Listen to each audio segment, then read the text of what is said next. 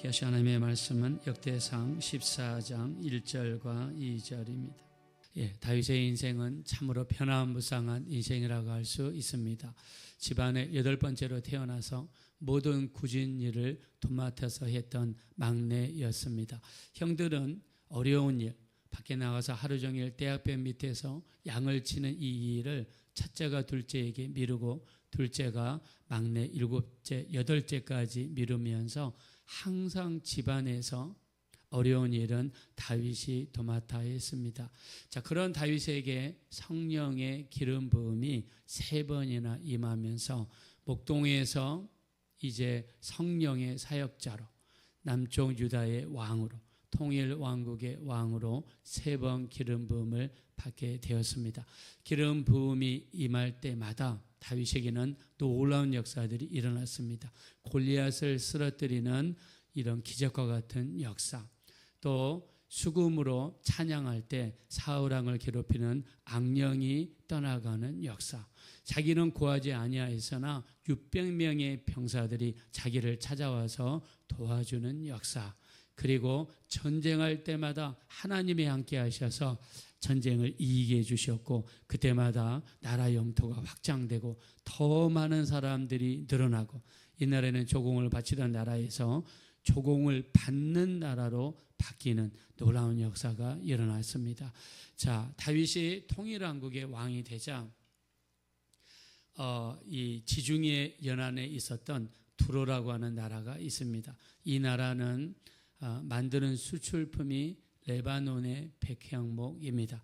레바논이라는 지역에서 백향목을 띄어다가 2차 가공을 해서 건축 재료로 팔았는데 그것이 어마어마한 부를 갖다 주었습니다.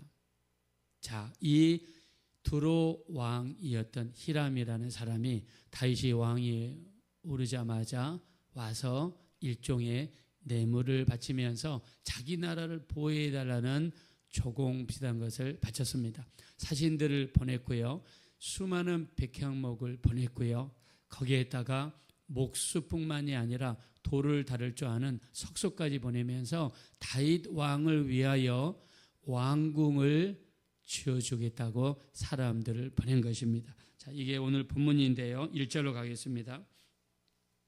다 같이 한번 읽어보겠습니다. 시작. 두로왕 히람이 다윗에게 사신들과 백향목과 석수와 목수를 보내 그의 궁전을 건축하게 하였더라. 아멘.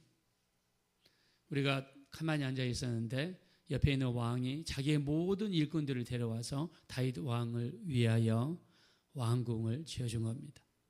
자, 이때 다윗이 자기의 위상, 자기의 현주소, 이스라엘이라는 나라의 강함, 막강함, 그리고 주변에 있는 사람들이 자기에게 머리를 조아르고 먼저 와서 조공을 바치고 먼저 자기에게 아부 아닌 아부를 할 때에 다윗이 그제서야 자기가 얼마나 위대한지, 얼마나 큰 왕이 되었는지를 깨닫게 되었다는 거죠.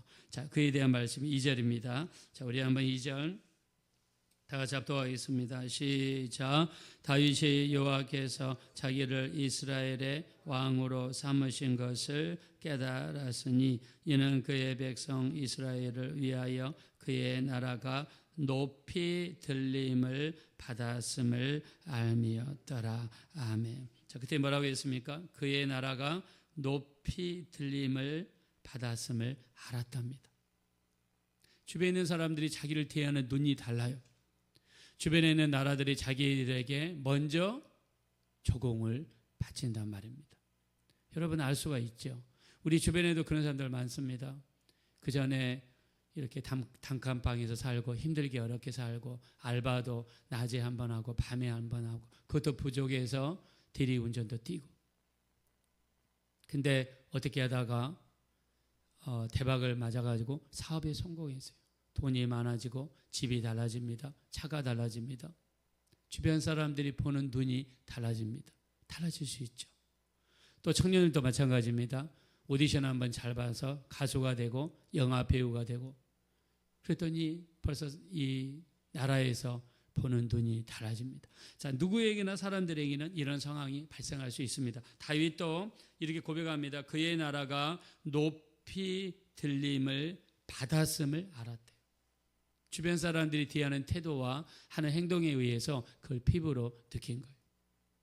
자, 근데 여기에는 두 가지 길이 있습니다. 이제 높아져서 누리고 떵떵거리고 마음이 높아져서 그대로 살아가느냐, 일종의 교만이죠. 아니면 더 낮아져서 하나님을 섬기고 나를 세우신 분이 하나님이시고 자칫 잘못 마음 한번 잘 먹으면 미끄럼틀에서 미끄러지듯이 쓰러져 있다는 것을 알고 하나님 앞에 겸손해지느냐, 두 가지 길이죠. 하나님께서는 높아진 다윗을 그대로 두지 않았습니다. 이대로 두었다가는 자칫 잘못하면 다윗이 교만해져서 하나님 말씀에 불순종하고 마귀가 그 사이에 개입해서 역사하기 때문이죠. 자, 이런 다윗을 하나님이 낮추시기 위해서 방법을 쓰십니다. 어떤 방법을 쓰신가요? 자, 우리 한번 9절 보겠습니다. 다 같이 8절 보겠습니다. 시작. 다윗이 기름 부음을 받아 온 이스라엘의 왕이 되었다함을 블레셋 사람들이 듣고 모든 블레셋 사람들이 다윗을 찾으러 올라오매 다윗이 듣고 대항하러 나갔으나 9절입니다. 블레셋 사람들이 이미 이르러 르바임 골짜기로 쳐들어온지라. 네. 다윗이 왕이 되어서 이제 자기 나라가 얼마나 크고 위대한지를 깨달았다고 할 정도로 다윗이 위대하게 되었습니다. 그런데 하나님은 이런 다윗을 그대로 두지 않습니다. 그대로 뒀다가는 교만해져서 교만하면 패망의 선봉이고 마귀의 역사이기 때문에 자, 이런 다윗을 하나님이 낮추기 위해서 누구를 쓰신 거예요? 블레셋 군대를 쓰신 거예요. 블레셋 군대가 쳐들어왔습니다. 자, 근데 블레셋과 다윗은 깊은 관계를 가지고 있죠. 골리앗도 블레셋 사람이죠. 다윗이 사울 왕을 피해가지고 도망을 갔는데 하필이면 자기가 쓰러뜨렸던 골리앗의 고향 가드였습니다. 그 가드에 갔더니 가드 왕이었던 아기스가 다윗이 왔다고 하면서 저놈을 잡으라고 그럽니다. 이제 꼼짝없이 도간에 든 지가 되어서 죽음을 맞이할 수밖에 없을 때 다윗이 무슨 짓을 했습니까? 등을 대문에다가 기대고 침을 수염에 흐르면서 미친 짓을 했습니다. 살기 위해서. 근데 그 연기가 얼마나 리얼하고 그리고 얼마나 실제 같았던지 사람들이 믿었습니다. 다윗은 그냥 몰아냈어요.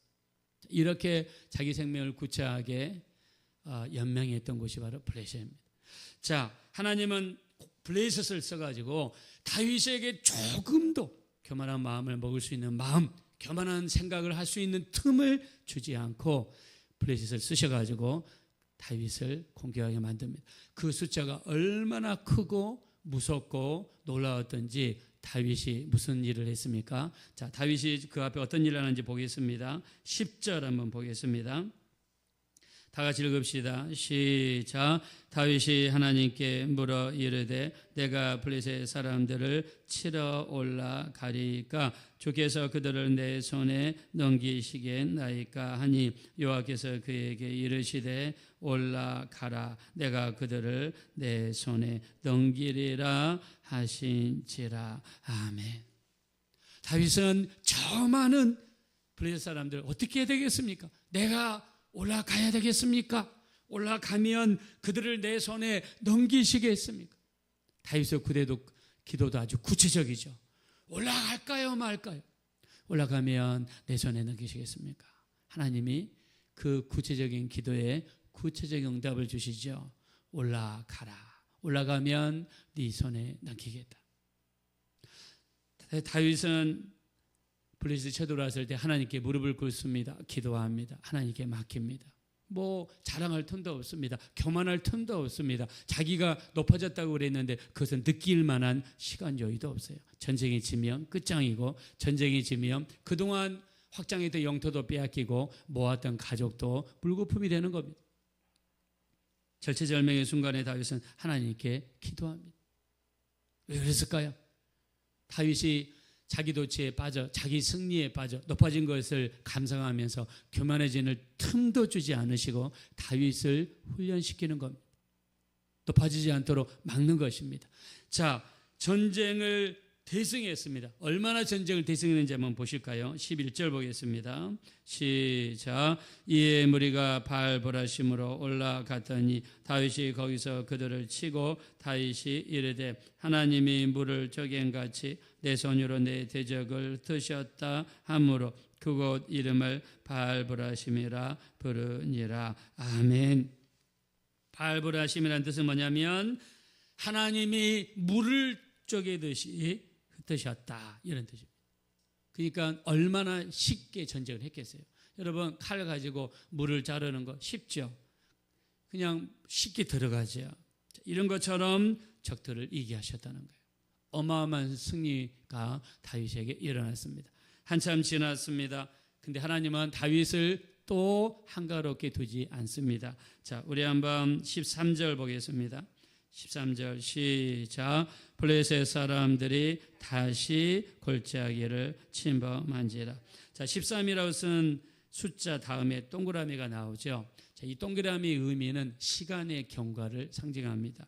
다윗이 이렇게 자기 현실에 안주하지 않고 또 마음이 높아진 것을 그대로 두지 않고 하나님은 블레셋 군대를 통해서 다시 한번 다윗에게 경계심을 주고 영적으로 무장할 수 있도록 만듭니다. 자, 적들이 쳐들어오니까 다시 또 무엇을 할까요? 우리 한번 14절 다 같이 읽겠습니다. 시작. 다윗이 또 하나님께 묻자온데 하나님이 이르시되 마주 올라가지 말고 그들 뒤로 돌아 뽕나무 숲을 맞은편에서 그들을 기습하되. 아멘.